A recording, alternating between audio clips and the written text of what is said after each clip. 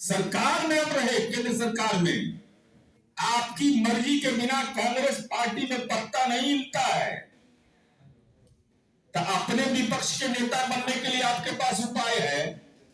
देश भर में लेकर तबला ढिढोरा पीट रहे हैं और तमाम लोगों को स्मरण होगा कि इंडी गठबंधन के जनक माननीय नीतीश कुमार जी ने जब इसकी शुरुआत की थी, हर जगह बोला, बेंगलोर की मीटिंग हो, मुंबई की मीटिंग हो, कि भाई जाति सर्वे के पर सहमति बननी चाहिए, समाज के सारे तबकों की भलाई होगा इससे।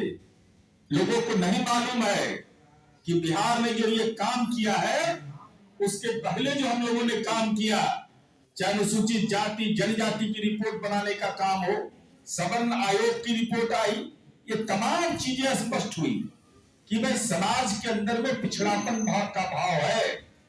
इसीलिए माननीय नीतीश कुमार जी ने साफ निश्चय से सबको जोड़ा, सबका सम्मान, सबका विकास।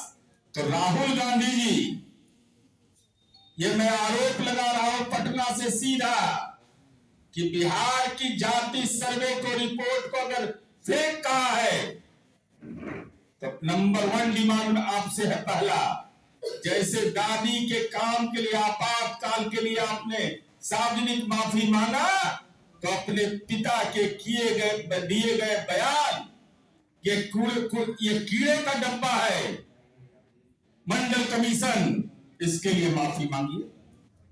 दूसरा, आप इस बात के लिए माफी मांगिए, बिहार के जाति सर्वे की रिपोर्ट अगर फर्जी है तो कर्नाटका के अंदर में क्या है?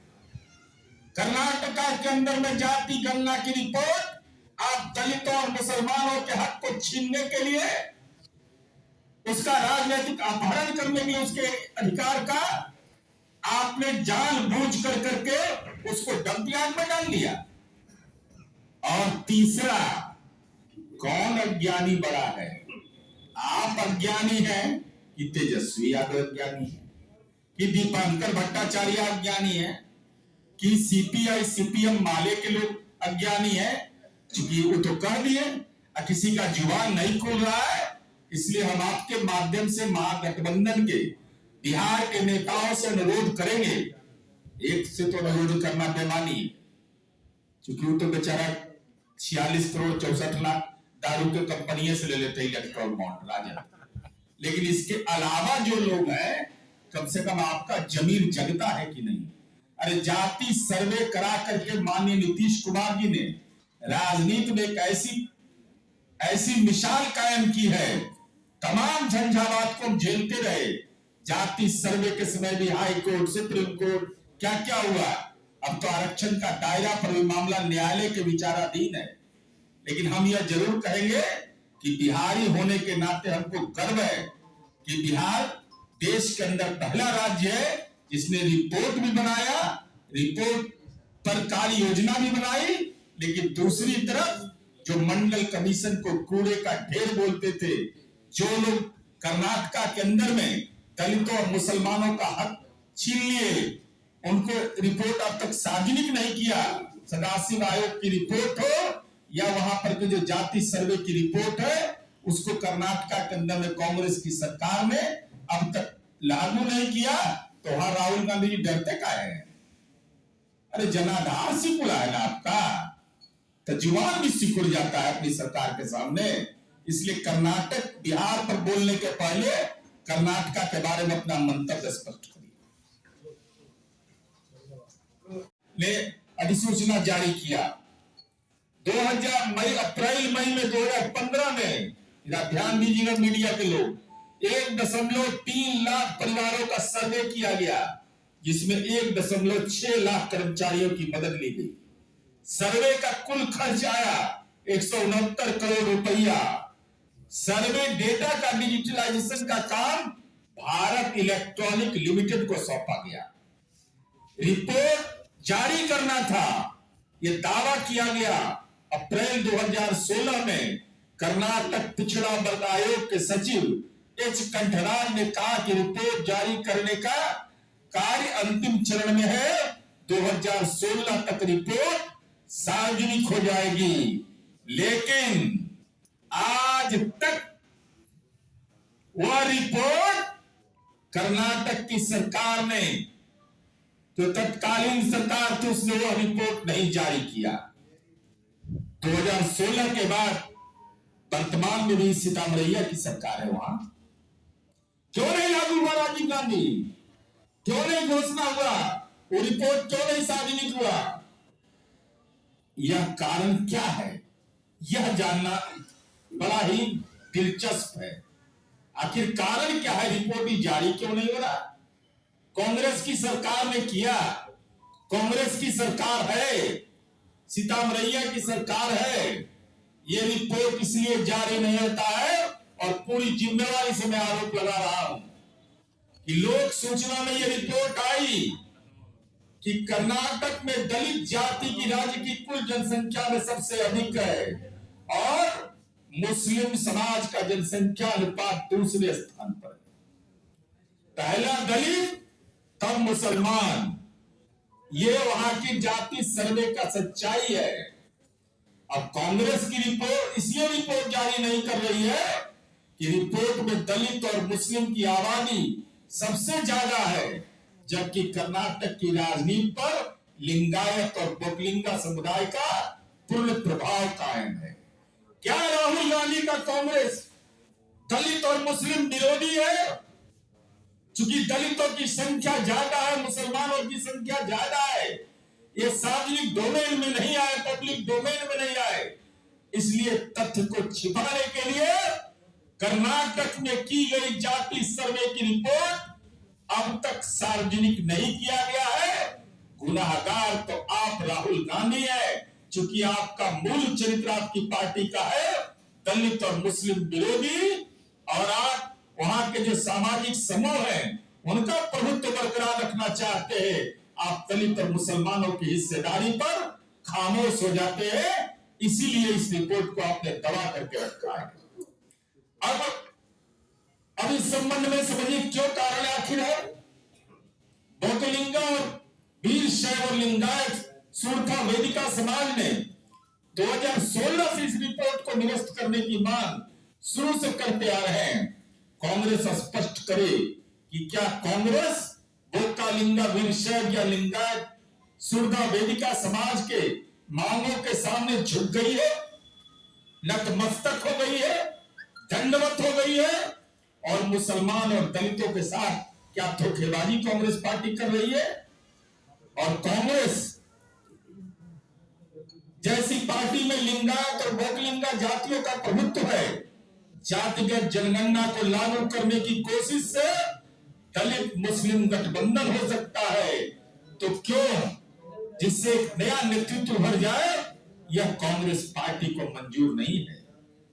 कांग्रेस के दलित नेताओं को डर है कि अगर वे जातिगत जनगणना की मांग करेंगे, लागू करने की मांग करेंगे, तो एजे सदाशिव आयोग बना, एक रिपोर्ट है उसकी, कर्नाटक की सरकार का है, वो रिपोर्ट यह कहता है कि दलित जातियों को 4 हिस्से में बांटा गया।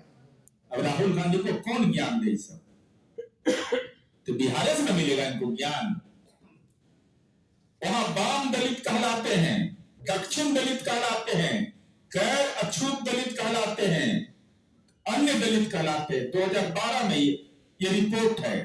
तो ये रिपोर्ट जिसे हम लोगों ने बिहार में महादलित समुदाय बनाया, दलित में जो पिछड़े हुए लोग हैं उनको बीच रोजगार, उनको रोजगार सृजन, इसकी चिंता माननीय नीतीश कुमार जी ने किया। तो ये 4 जो वर्गीकरण हुआ, तो चूंकि खास विकसित दलित जातियों का एक अधिकार है, इसलिए सदाशिव आयोग की रिपोर्ट को लागू करना कांग्रेस के लिए आत्मघाती हो सकता है।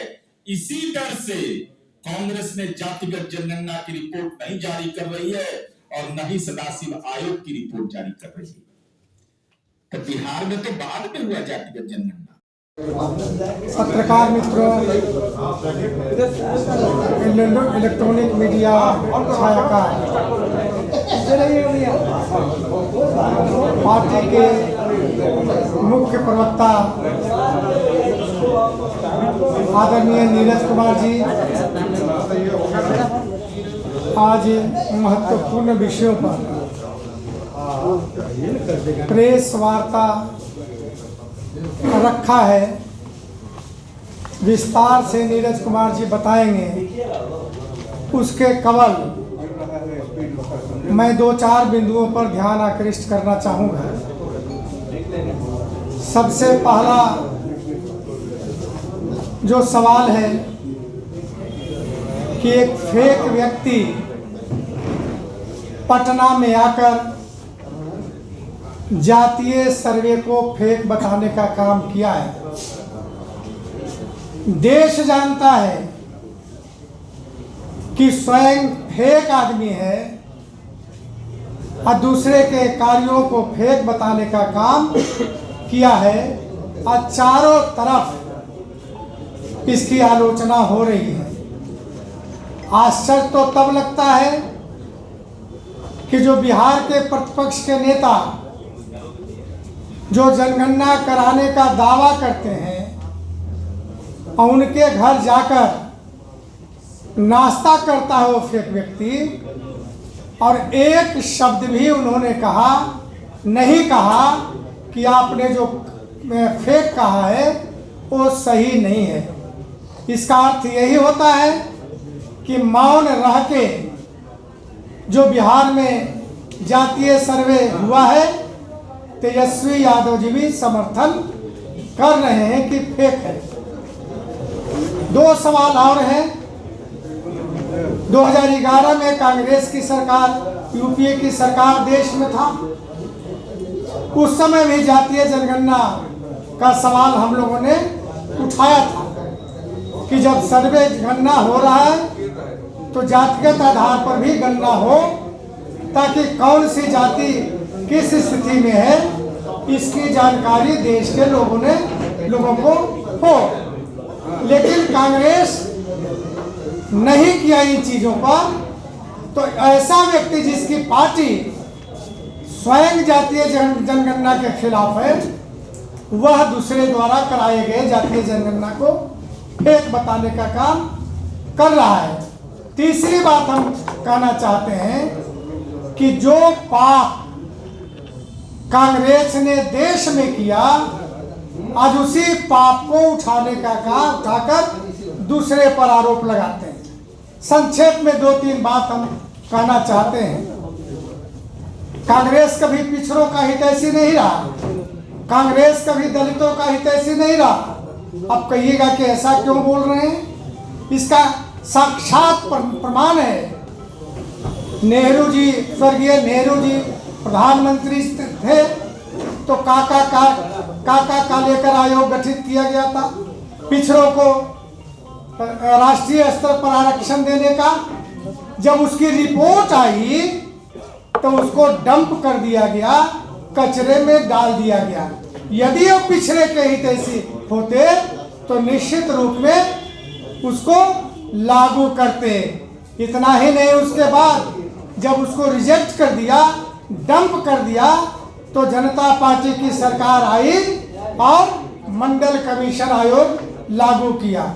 2.5 साल के बाद जनता पार्टी की सरकार चली गई, पुनः कांग्रेस की सरकार आई और मंडल कमीशन ने रिपोर्ट दे दिया था।